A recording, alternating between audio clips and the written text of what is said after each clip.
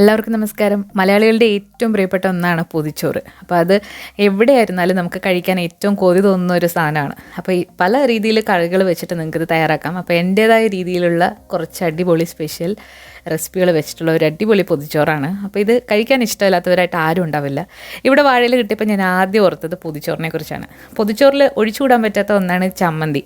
നമ്മൾ മാങ്ങ ചമ്മന്തിയാണ് തയ്യാറാക്കുന്നത്. അതിന് വേണ്ടിയിട്ട് അരമുറി തേങ്ങയിലേക്ക് കുറച്ച് ചെറിയ ഉള്ളിയും ഒരു കഷ്ണം ഇഞ്ചിയും ഇട്ട് കൊടുത്തിട്ടുണ്ട്.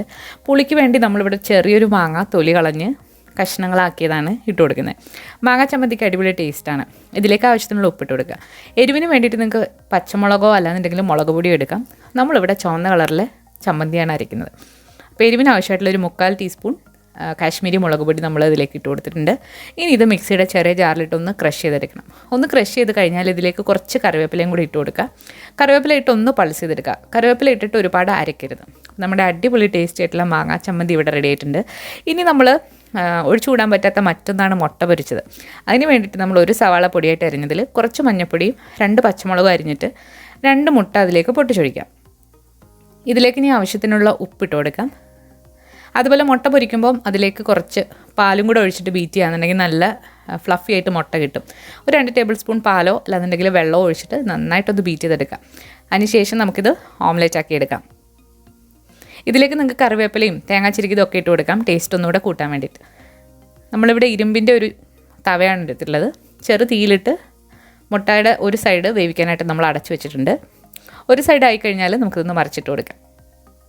താഴത്തെ ഭാഗം നന്നായിട്ട് കുക്കായതിന് ശേഷം മാത്രം മറിച്ചിടുക, അല്ലാന്നുണ്ടെങ്കിൽ ഇളക്കുമ്പം മുട്ട പൊട്ടിപ്പോവും.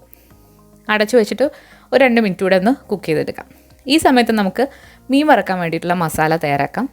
അതിനുവേണ്ടി നമ്മൾ കുറച്ച് മഞ്ഞൾപ്പൊടി അതുപോലെ തന്നെ കുരുമുളക്. നമ്മളിവിടെ നിന്ന് പൊരിക്കാൻ പോകുന്നത് അയല മീനാണ്. നമ്മുടെ ഇന്ത്യൻ അയലയാണ് പൊരിക്കാൻ പോകുന്നത്. കുരുമുളകും മഞ്ഞളും ഇട്ട് കൊടുത്തു. ഇനി ഇതിലേക്ക് നമ്മൾ എരിവിന് ആവശ്യമായിട്ടുള്ള മുളക് പൊടി ഇട്ട് കൊടുക്കാം. കാശ്മീരി മുളക് പൊടിയാണ്, അത് നിങ്ങളുടെ ഇഷ്ടത്തിന് ഇട്ട് കൊടുക്കാം. ഞാനിവിടെ 1.5 ടീസ്പൂൺ മുളക് പൊടിയാണ് ഇട്ട് കൊടുക്കുന്നത്. ഇതിലേക്ക് 1 ടീസ്പൂൺ ഇഞ്ചി വെളുത്തുള്ളി ഒന്ന് ചതച്ചെടുത്തിട്ടുള്ളതാണ്. അതോടൊപ്പം തന്നെ ഇതിലേക്ക് നമ്മൾ ആവശ്യത്തിനുള്ള ഉപ്പും ഇട്ട് കൊടുക്കാം. അപ്പോൾ ഇത്രയും ഇൻഗ്രീഡിയൻസ് വെച്ചിട്ടാണ് നമ്മൾ മീൻ പൊരിക്കുന്നത്. ഇതിൽ കായവും പെരിഞ്ചീരവും ഒക്കെ നിങ്ങളുടെ ഇഷ്ടത്തിന് ചേർക്കാം. നാരങ്ങ നീരും ഒക്കെ ഇട്ട് കൊടുക്കാം. നമ്മളിവിടെ കുറച്ച് വെള്ളം കൂടെ ഒഴിച്ചിട്ട് ഒരു പേസ്റ്റ് പോലെ ഇത് ആക്കിയെടുക്കാം. ഏറ്റവും സിമ്പിളായിട്ടുള്ള ഒരു രീതിയിലാണ് നമ്മൾ മീൻ പൊരിക്കുന്നത്. അപ്പോൾ ഇതൊന്ന് പേസ്റ്റ് ആക്കി കഴിഞ്ഞാൽ നമുക്കിതിൽ മീനിട്ടിട്ട് നന്നായിട്ടൊന്ന് പുരട്ടിയെടുക്കാം. മീനിടുന്നതിന് മുൻപ് ഉപ്പൊന്ന് ചെക്ക് ചെയ്യുക, അതിന് ശേഷം മീനിട്ട് കൊടുക്കുക. അപ്പോൾ നമ്മളിവിടെ അയല നന്നായിട്ട് വെട്ടി കഴുകി വൃത്തിയാക്കി ഇതുപോലെ വരഞ്ഞെടുത്തിട്ട് അപ്പോൾ നന്നായിട്ട് ഇതൊന്ന് പുരട്ടിയെടുക്കാം. അപ്പോൾ ഇവിടെ കിട്ടുന്ന അയല നമ്മുടെ നാട്ടിലെ പോലത്തെ അയലയല്ല, പക്ഷേ ഇതെന്ന് പറയുന്നത് നമ്മുടെ ഇന്ത്യൻ അയലയാണ്. ഇത് ഞാനൊരു ഏഷ്യൻ ഷോപ്പിൽ നിന്ന് വാങ്ങിച്ചതാണ്. അപ്പോൾ അത് ഫ്രോസണായിട്ട് കിട്ടുന്നതാണ്. ഈ അയല അടിപൊളി ടേസ്റ്റായിരുന്നു. നല്ല ഫ്രഷ് ടേസ്റ്റ് തന്നെയായിരുന്നു. നാട്ടിൽ നിന്ന് ഫ്രഷായിട്ട് മേടിക്കുന്ന അതേ ടേസ്റ്റിൽ ഇത് വന്നിട്ടുണ്ടായിരുന്നു. അപ്പോൾ നന്നായിട്ട് കോട്ട് ചെയ്തെടുത്തിട്ട് നമുക്ക് കുറച്ച് നേരം ഇതൊന്ന് മാറ്റി വെക്കുകയാണെങ്കിൽ നല്ലതാണ്. മസാലയൊക്കെ നന്നായിട്ട് പിടിച്ച് കിട്ടും. അപ്പോൾ എല്ലാം ഇതുപോലെ കോട്ട് ചെയ്തിട്ട് നമുക്കൊന്ന് ഫ്രൈ ചെയ്തെടുക്കാം.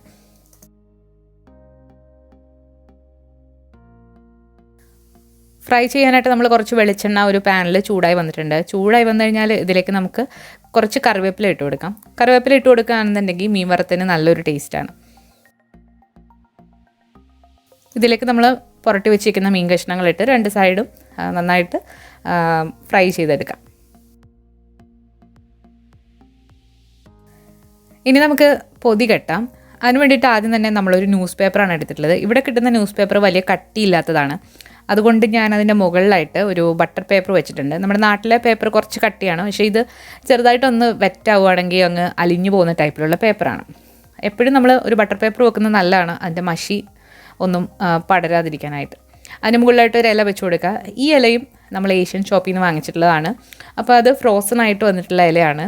അപ്പോൾ നല്ല നീളത്തിൽ തന്നെ കിട്ടി. അപ്പോൾ അത് നാട്ടിലെ ഇലയാണെങ്കിൽ നമ്മൾ തൂഷനില വെട്ടിയിട്ട് അത് ഒന്ന് വാട്ടിയെടുത്തിട്ടാണ് നമ്മൾ പൊതിച്ചോറ് കെട്ടേണ്ടത്. അപ്പോൾ ഇത് ഞാൻ നന്നായിട്ട് കഴുകി എടുത്തിട്ടുള്ള ഇലയാണ്. അപ്പോൾ ഇല നന്നായിട്ടൊന്ന് വാട്ടിയെടുത്ത് കഴിഞ്ഞാൽ ഇതിലേക്ക് നമുക്ക് ആദ്യം തന്നെ ചോറ് വിളമ്പി കൊടുക്കാം. ചോറൊക്കെ നല്ല ചൂടോടുകൂടിയാണ് നമ്മൾ പൊതിയേണ്ടത്. അപ്പോഴാണ് ആ ഇലയും അതെല്ലാം കൂടി ഇരുന്ന് അത് പൊതിഞ്ഞു വെക്കുമ്പോൾ നല്ല ടേസ്റ്റ് കിട്ടുക. അപ്പോൾ നമ്മളിവിടെ എടുത്തിരിക്കുന്നത് ചെറിയ ടൈപ്പിലുള്ള മട്ടേരിയാണ്, വടിയേരിയല്ല, ചെറിയ ടൈപ്പിലുള്ള മട്ടേരിയാണ്. അപ്പോൾ ആവശ്യത്തിന് ചോറ് വിളമ്പുക. പൊതിച്ചോറൊക്കെ കിട്ടുമ്പോൾ നമ്മൾ കുറച്ച് കൂടുതൽ ചോറ് കഴിക്കും, അപ്പം അതനുസരിച്ചിട്ട് വെക്കുക. ചൂടോടെ തന്നെ വെക്കാനായിട്ടും ശ്രദ്ധിക്കുക. തണുത്തിട്ട് വെക്കുകയാണെന്നുണ്ടെങ്കിൽ നമ്മൾ കുറച്ച് കഴിയുമ്പോൾ അത്ര ടേസ്റ്റ് അതിൽ വരില്ല. ആദ്യം തന്നെ നമ്മളിതിലേക്ക് നമ്മൾ തയ്യാറാക്കി വെച്ചിരിക്കുന്ന മാങ്ങാ ചമ്മന്തിയാണ് വെക്കേണ്ടത്. മാങ്ങാ ചമ്മന്തിയോ അല്ലാന്നുണ്ടെങ്കിൽ ഇതിൽ ഉണക്ക കൊഞ്ചിൻ്റെ ചമ്മന്തിയോ ഒക്കെ വെക്കാനായിട്ട് അടിപൊളിയാണ് പൊതിച്ചോറിൽ. ഇനി നമ്മളിതിലേക്ക് നിങ്ങൾക്ക് ഇഷ്ടമുള്ള തോരനോ അവിയലോ ഒക്കെ വെക്കാം, ബീട്രൂട്ട് തോരനോ ഒക്കെ വെക്കാം.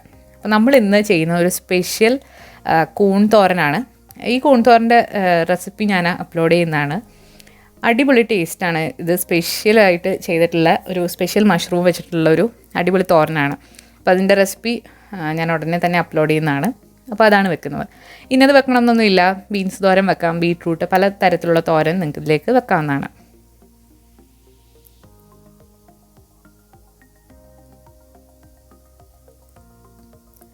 ചമ്മന്തിയും തോരനും മുട്ട വറുത്തതും അച്ചാറും ആയാലും മതി.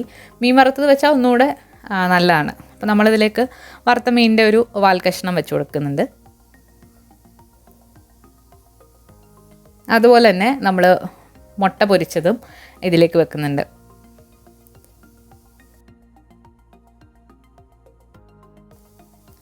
ഇനി ഇതിൽ ഒഴിച്ചുകൂടാൻ പറ്റാത്ത ഒന്നാണ് അച്ചാർ. അപ്പോൾ നാരങ്ങ അച്ചാറാണ് ഏറ്റവും നല്ലത്. നാരങ്ങയോ കടുമാങ്ങയോ ഒക്കെ നിങ്ങൾക്ക് എടുക്കാവുന്നതാണ്. അപ്പോൾ നാരങ്ങ അച്ചാർ നമ്മളിതിലേക്ക് കുറച്ച് വെച്ച് കൊടുക്കുക.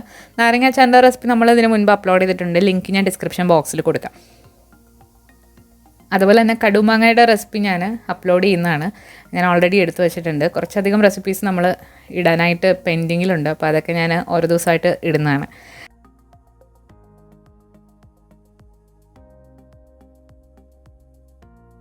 നമ്മളിപ്പോൾ കറികളെല്ലാം വിളമ്പിയിട്ടുണ്ട്. നമുക്കിനി ഈ വാഴയില നന്നായിട്ടൊന്ന് പൊതിഞ്ഞെടുക്കാം. ഈ വാഴയില നമ്മൾ ഫ്രോസൺ വാഴയിലാണ്, നന്നായിട്ട് കഴുകിയിട്ട് എടുത്തിട്ടുള്ളതാണ്. നാട്ടിലൊക്കെ ആണെങ്കിൽ വാഴയില കിട്ടാനായിട്ട് ഒരു ബുദ്ധിമുട്ടുമില്ല. അപ്പം നിങ്ങൾ രാവിലെ ഇങ്ങനെ തയ്യാറാക്കി വെച്ചിട്ട് കഴിക്കുകയാണെങ്കിൽ ഇടയ്ക്ക് അടിപൊളിയാണ്. അപ്പം ഞാൻ നാട്ടിലൊക്കെ വരുന്ന സമയത്ത് ഇടയ്ക്കൊക്കെ ഇങ്ങനെ കഴിക്കാറുണ്ട്. ഭയങ്കര ഇഷ്ടമുള്ളൊരു സാധനമാണ് പൊതിച്ചോറ് എന്ന് പറയുന്നത്. നമ്മളെവിടെ പോയാലും പൊതിച്ചോറ് കഴിക്കാൻ ഉള്ള അവസരമൊന്നും നമ്മൾ പാഴാക്കാറില്ല. അപ്പോൾ ഇതിനി പൊതിഞ്ഞ് നമുക്ക് വെക്കാം. അപ്പോൾ ഇത് രാവിലെയൊക്കെ പൊതിഞ്ഞ് വെക്കുകയാണെങ്കിൽ ഉച്ചയാകുമ്പോഴത്തേക്ക് നല്ല ടേസ്റ്റായിട്ടിരിക്കും. അപ്പോൾ നമ്മൾ ഇപ്പോൾ രാവിലെ തന്നെ റെഡിയാക്കിയിട്ട് പൊതിഞ്ഞ് ഉച്ചയാകുമ്പോഴത്തേക്ക് എടുക്കാനാണ്. അപ്പോൾ എല്ലാവർക്കും ഇഷ്ടപ്പെട്ട ഒന്നാണ് പൊതിച്ചോറ്. അപ്പം എനിക്ക് വാഴയില കിട്ടിയപ്പോൾ ഞാൻ ജസ്റ്റ് ഒന്ന് ചെയ്ത് കാണിച്ചിട്ടേ ഉള്ളൂ. പണ്ട് കുറച്ച് പേരൊക്കെ റിക്വസ്റ്റ് ചെയ്തിട്ടുള്ള ഒരു റെസിപ്പിയാണ്. അപ്പോൾ എൻ്റെ സ്റ്റൈലിലുള്ളൊരു ചെറിയൊരു പൊതിച്ചോറാണ്. അടിപൊളി ടേസ്റ്റാണ്. അപ്പോൾ എല്ലാവരും ഇതുപോലെയൊക്കെ ഒന്ന് ട്രൈ ചെയ്ത് നോക്കിയിട്ട് നിങ്ങളുടെ അഭിപ്രായങ്ങൾ അറിയിക്കാം. അതുപോലെ മഷ്റൂം തോരൻ്റെ റെസിപ്പി കാണാൻ താല്പര്യമുള്ളത് തീർച്ചയായിട്ടും കമൻറ്റ് ചെയ്യുക. പുതിയ റെസിപ്പി വീഡിയോ ആയിട്ട് നമുക്ക് വീണ്ടും കാണാം. താങ്ക്